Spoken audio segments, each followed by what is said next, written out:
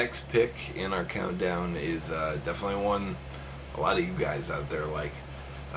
Definitely an album that doesn't really try to do anything super new, taking on kind of the British wave of heavy metal scene and just doing it a little bit better than everyone else was doing it.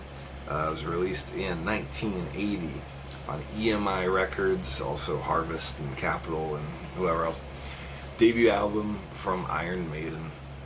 I'm not really a huge fan of like heavy metal in general. I mean, Judas Priest, I'm not really into.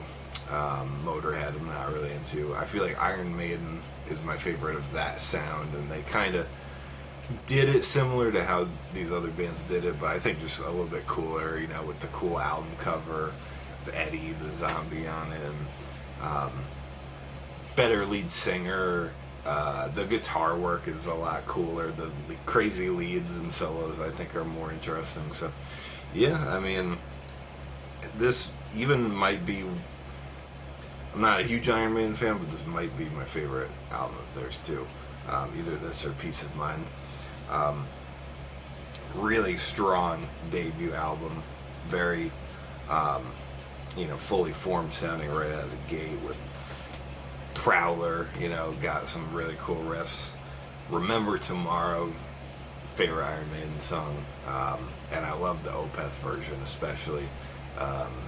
But, just great lyrics and very cool guitar, mixing the clean with the distorted, and Phantom of the Opera is just epic. I mean, that's kind of like a fan favorite. Cool that they wrote a song about Phantom of the Opera, even though maybe it's a little bit over the top. It's definitely a cool song. Transylvania, into Strange World. I mean, Transylvania is a really cool instrumental song, another favorite of mine from this album. And Strange World, definitely great. And then the title track, Iron Maiden from Iron Maiden by Iron Maiden. Can't go wrong. Definitely one of their most legendary songs. It's a neck snapping riff for sure. And yeah, I mean, I guess Steve Harris was really the guy writing all these songs pretty much. And different lead singer, different drummer, maybe even different guitarist, I'm not sure, but just, a really solid debut album. And if you like that kind of sound, 70s, 80s, heavy metal, almost kind of like a precursor to, hair metal.